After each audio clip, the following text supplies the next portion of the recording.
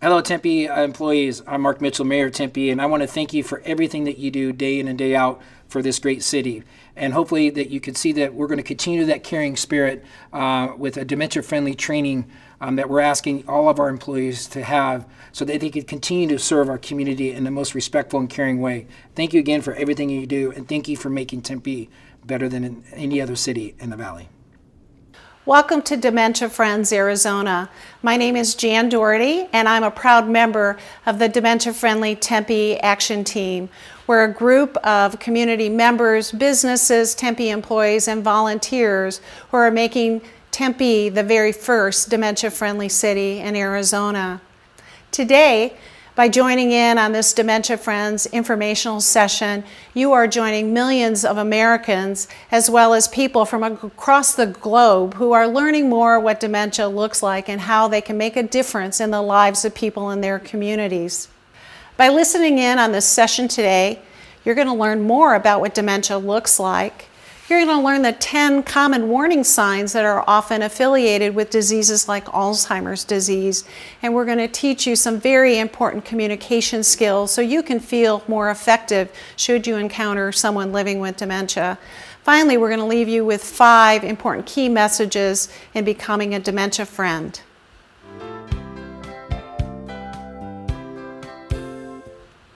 When we ask participants who attend the Dementia Friends information sessions to give us the first word that pops into their head when they think of the word dementia, they come up with words like confusion, fearful, anxious, forgetful.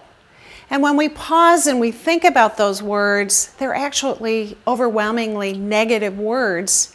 And that just lends to the stigma that we see of people living with dementia.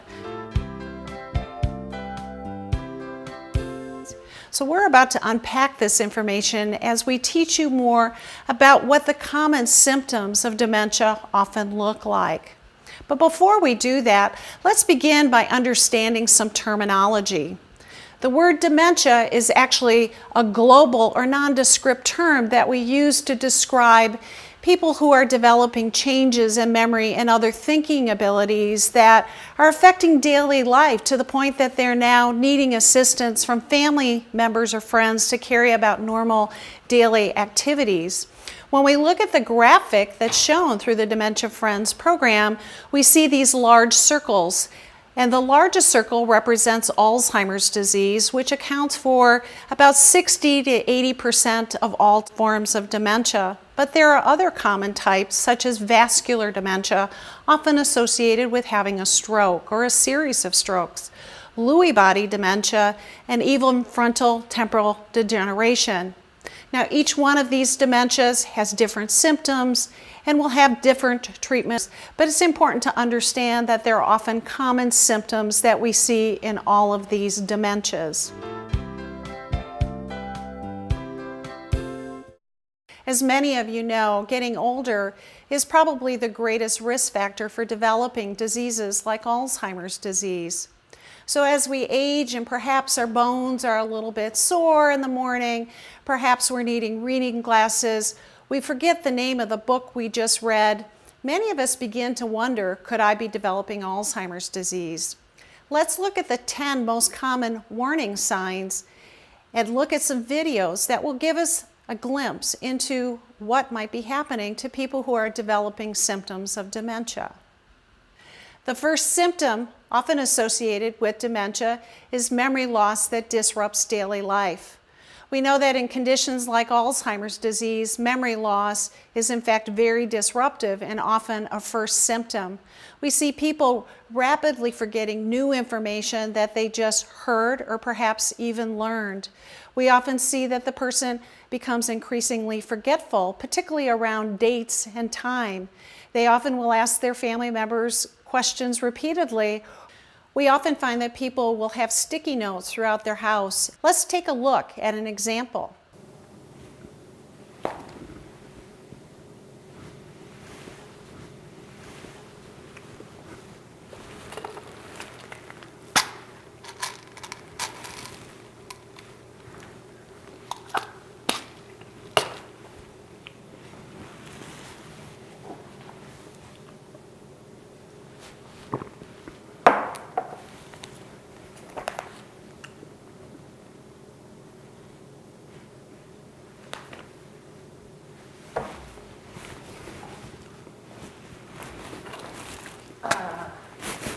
Honey, you already took your pills. The second sign that we often see is difficulty with planning or problem solving. We can see this particularly when people perhaps might be planning a dinner meal and struggling to put together a grocery list, or perhaps they're in the process of paying bills and struggling to do this activity that was once so easy for them. Let's take a look at another scenario.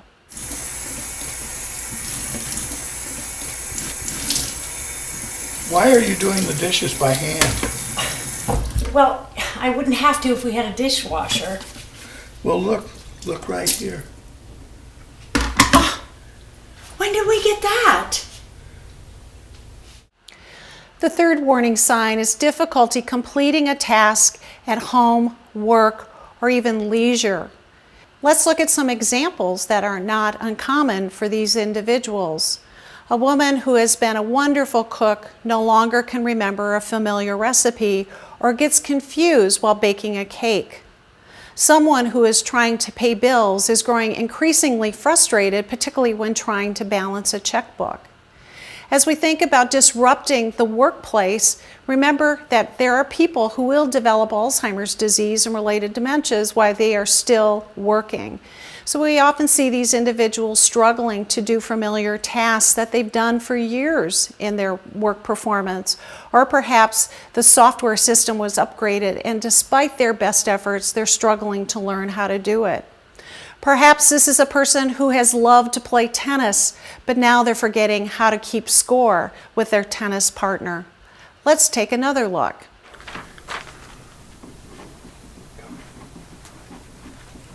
Hey, baby, what are you doing? Paying the bills, babe. Paying the bills. Yeah. Are you paying this bill right here? Yeah. Okay, well, this bill says that it's only $18. Why are you writing a check for $81? The fourth sign is confusion with time and place. People who are developing symptoms of dementia often begin to have difficulty with time relationships.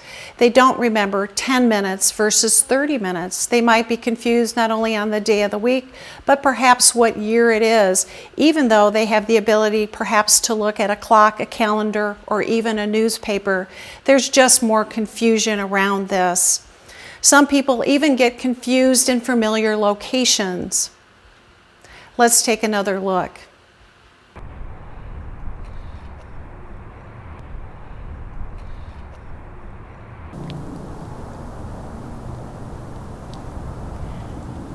Where are you going all dolled up?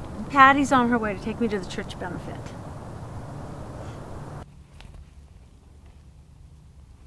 Hi, Grandpa. Oh, no. That's actually on Sunday. Well, come on, let's go wait inside. Okay.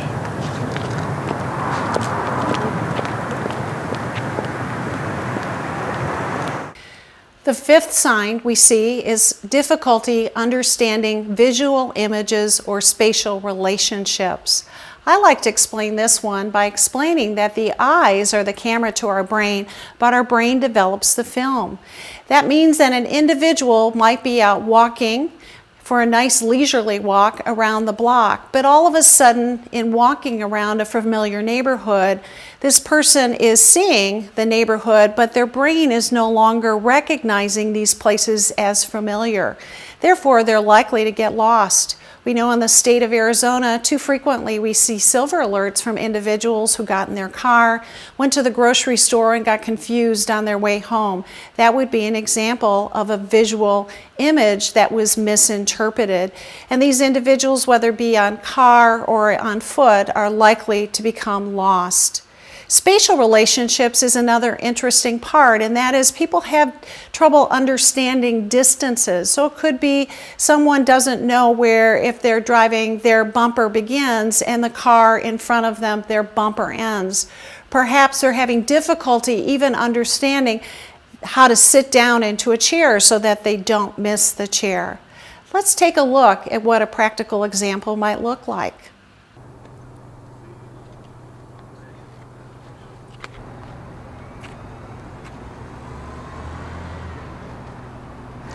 Excuse me, sir. Can I help you? None of this looks familiar. What are you looking for? I'm a little turned around right now. The library. The library? It should be right here. Dear, the library is right behind you. No, it should be right here. The sixth sign is in new problems with writing, speaking, or even reading. Now, it's very common that as we age, we often forget a word, but we become very effective at talking around that word or even substituting a word. Maybe it's not what we wanted, but it makes our message clear. However, as we see people developing symptoms of Alzheimer's disease, in fact, they might have more difficulty recalling the word. They're not as effective as talking around the word, and they can't even substitute a word that's even close.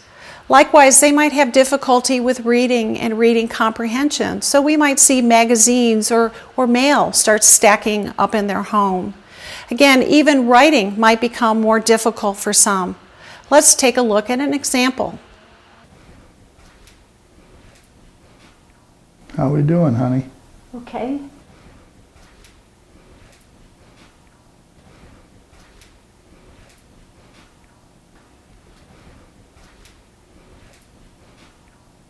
The seventh sign of dementia is misplacing things and losing the ability to retrace your steps. Now, we all know that we lose things throughout our entire lifetime, but we find successful ways to find these things, often by walking back into the room that we started or thinking back, when did I last have that item in my possession, and we're able to problem solve. However, because of people rapidly forgetting and not remembering that they had an item, or certainly not even remembering where they put that item, they're not as successful and will often find things missing. Now, what we're likely to see in these situations is this individual will maybe think that their family member took it from them, or that it's their fault that it's missing. It often will result in calls to the police saying that someone has broken into my home. Let's take a look at what this might look like. Sweetie, what are you doing? We're about to leave. Calling the police, somebody stole my wallet. Stole your wallet? I saw it in the house today. Well, I don't know, but somebody came in and got it. I don't have it. How did that get there? I didn't put that there. Did you put that there? The eighth sign is decreased or poor judgment. Certainly, we all make bad decisions once in a while throughout our lifetime, but when we see someone starting to make bad decisions based on perhaps giving money away, getting involved in mail scam, giving money to grandchildren who really don't need the money, or perhaps buying a new roof when they just replaced it a year ago, would be symptoms that someone is having difficulty with using good judgment. Let's take another look. Hey, hon, there's a man at the door for you. He wants to talk to you. Oh, okay.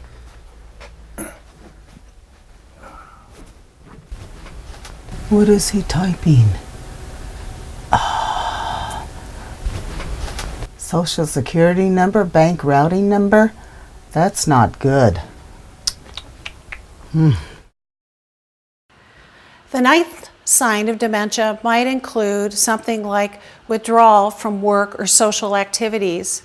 Certainly, as we age, some nights we're just too tired and we're likely to cancel a social event.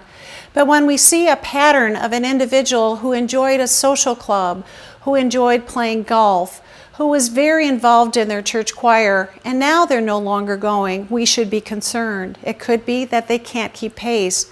Perhaps they're aware of the memory issues they're having and they don't want others to see it.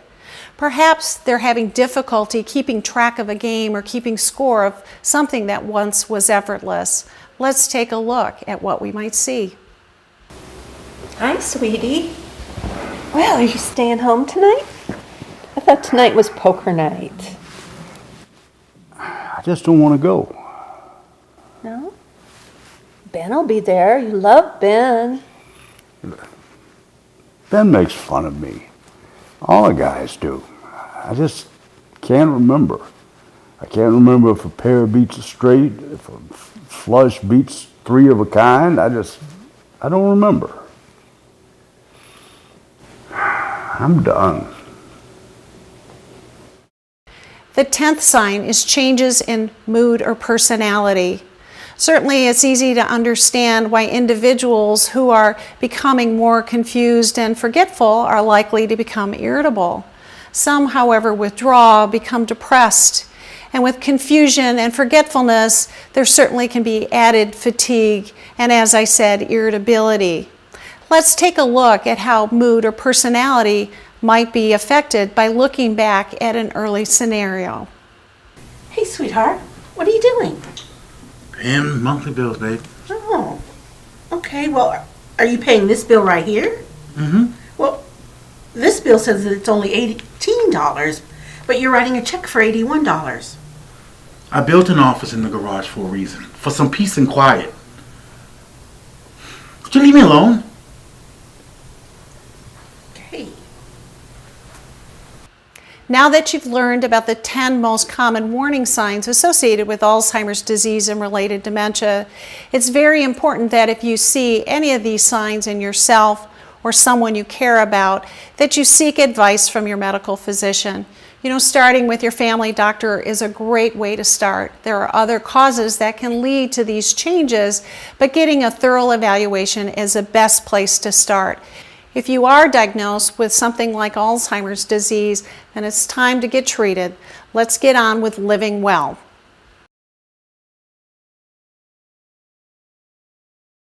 Dementia is not a normal part of aging. As we discussed, age is by far the greatest risk factor for developing diseases like Alzheimer's disease, but age alone is not a reason to develop dementia.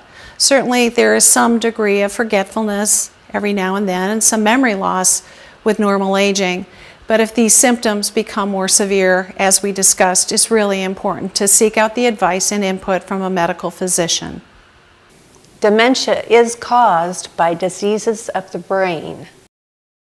As we discussed earlier, dementia is just a broad word that describes changes in memory and thinking abilities that affect a person's ability to function independently in everyday life.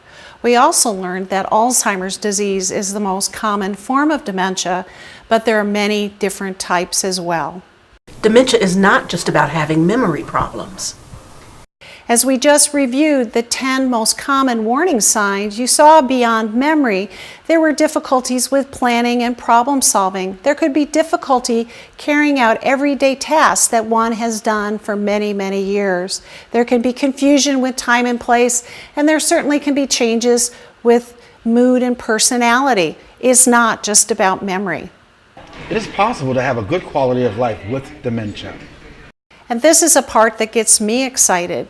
The reality is that, yes, memory and thinking abilities might be changing, but don't we all do better when we have a friend? And that's what Dementia Friends is really all about.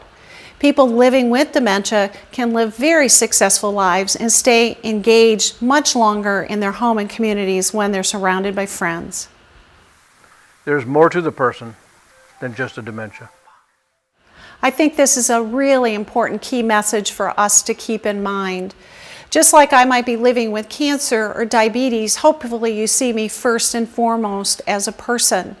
So if you learn that I have dementia, that you don't assume that I no longer am. I still am a person. See me first. Now I'd like to share with you a wonderful bookcase analogy that looks at how dementia can really rock the person's world.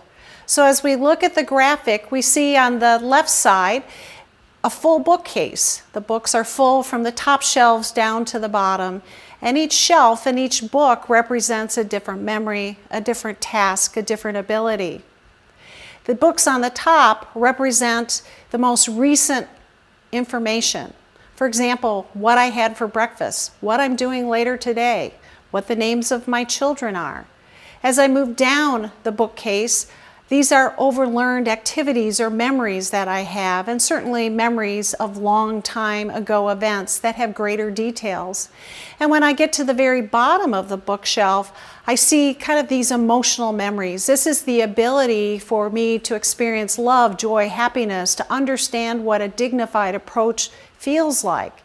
It also allows me to understand and feel sadness and heartache and even anger. So when dementia rocks the bookcase of an individual, we see that the books on the top shelf fall off first. So of course this individual is going to have more difficulty remembering, what did I have for breakfast? When are we going today? Are you sure we're going there? Gee, I'm not sure I remember the name of all my grandchildren. And yet as we go further down, many of these overlearned activities or memories still remain strong. But at the very bottom of the bookcase, the thing that remains the strongest is the memory for emotion. So let's apply this to a situation. Imagine that I run into a 70-year-old woman who is all upset and angry, and she can't tell me why, but in fact, maybe a half hour prior, her daughter had visited her, and they got into a fight over something relatively silly. The daughter left, but here is this woman living with dementia who is feeling sadness and frustration, and she can't remember why. Conversely, I might run into the same woman who is happy and joyful, and I say, what are you so happy about? And she might not remember that she had lunch with her daughter and that they had a lovely time, but she's left with feelings of love and joy and happiness because of the fun they had reminiscing. And that's the point of thinking about how to be a dementia friend. How is it we tune in to that emotional self and really acknowledge so that person can be left with feelings of satisfaction, happiness, joy, and success.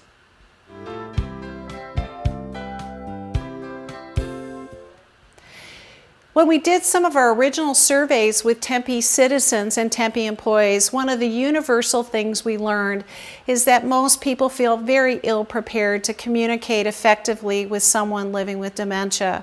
So based on what we learned, let's apply these important communication practices.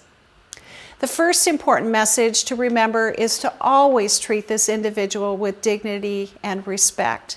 As I said earlier, and in a key message, there's more to the person than just their dementia. So when we hear that they might have Alzheimer's disease, we continue to talk to them, not ignore them like they don't exist. The second important communication practice is to be aware of your feelings. It's important to remember that at that bottom shelf of the bookcase, that person has very much tuned into overlearned emotion and can interpret body language and nonverbal communication. So if they see you and they're looking angry, they're going to be upset as well. If they see you with a smile on their face, they're more likely to echo that smile back to you. The third important practice is being patient and supportive. It's important to let the person know that we hear them and we're not in a hurry. As we know that it can often take up to 20 or 30 seconds for a person living with a dementia to be able to respond to a question. It's important that we be patient and supportive and give them the time that they need in order to respond to us. Now, if we see that they're struggling, we want to offer comfort and reassurance. And we can do this by simply saying, you know, if you think of it, let me know later. It's not a problem.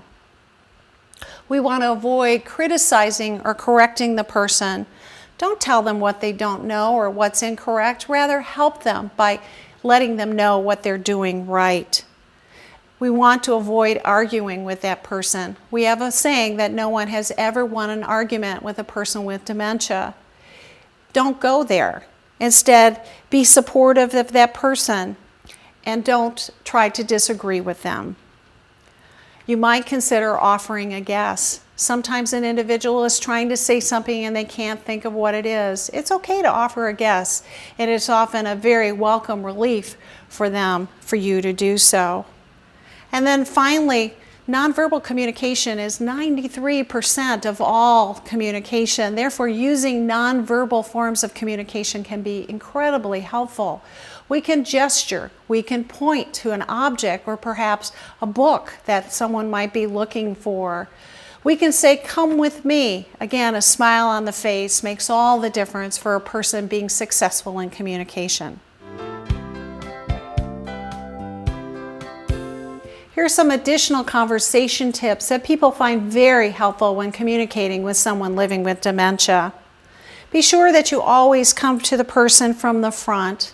Identify who you are and keep good eye contact with that individual. If seated, make sure you're at their level so you can be looking at them eye to eye. Call the person by their preferred name. Ask them, "What might I call you?"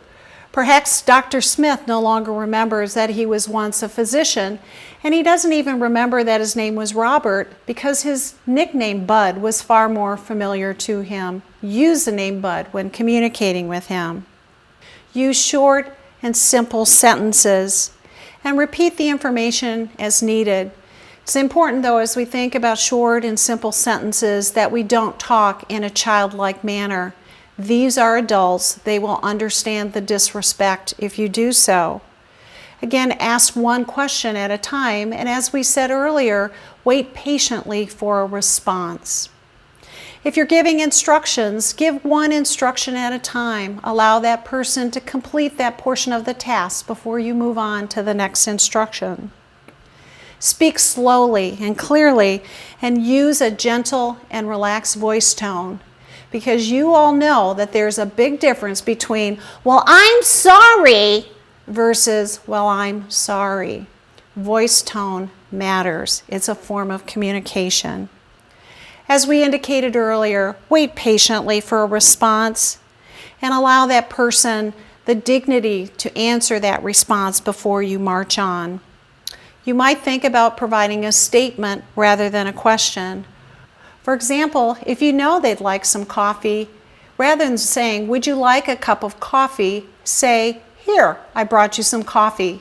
If you think they need to use the restroom, don't ask, "Do you need to use the restroom?" rather than say, "Why don't we go and use the restroom now?" Those positively directive statements give direction and help that person feel more successful. Try to avoid using confusing or vague statements. Don't use jargon that the person can't understand. And be sure to turn negatives into positives. So rather than saying, "Don't go there," rather say, "Come with me." Give visual cues. Again, pointing can make a big difference. And when you think about us giving directions, most of us will use our hands to provide direction by pointing. Visual cues help. We want to remember to avoid quizzing a person. If difficulty with memory is one of the biggest challenges, why would we repeatedly quiz someone about something that they have likely forgotten? Finally, as we said, along with the nonverbal communication, try using written notes or even pictures. That can be quite helpful in communicating to the person with dementia. As you use these skills, you'll find that actually they're universal skills that help us to effectively communicate with all of our fellow citizens.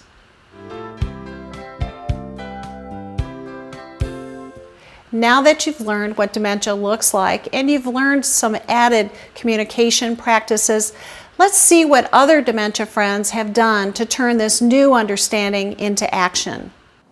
As a dementia friend, I will get in touch and stay in touch with someone I know living with dementia. As a dementia friend, I will be patient. As a dementia friend, I'm committed to be more understanding. As a dementia friend, I will strive to be compassionate.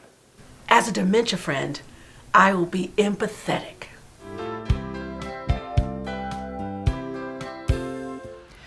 We also learned with some of our survey with Tempe citizens that the reality is people living with dementia and their family members just don't know where to go to get educated and to find help.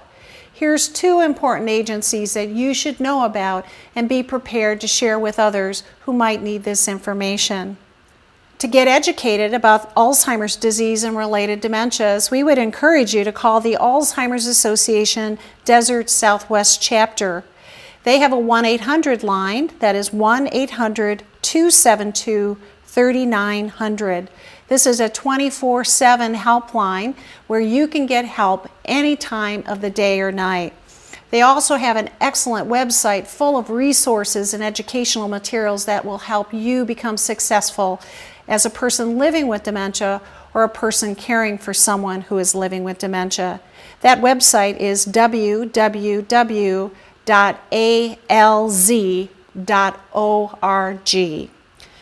We know that people living with Alzheimer's disease or related dementias, or those who are caring for them, are going to need help at some point. We recommend that you reach out to your local Area Agency on Aging. In Maricopa County is Area Agency on Aging Region 1. They too have a 24/7 helpline that you can reach by calling 602-264-HELP, H-E-L-P, or 4357. You can also connect to their website that has many resources, and that website address is www.aaphx.org. We know that by getting educated and finding help, people can live more successfully. And by today, you committing to be a dementia friend, you can join us with Dementia Friendly Tempe in making a difference for all of our community members. Thanks for joining us.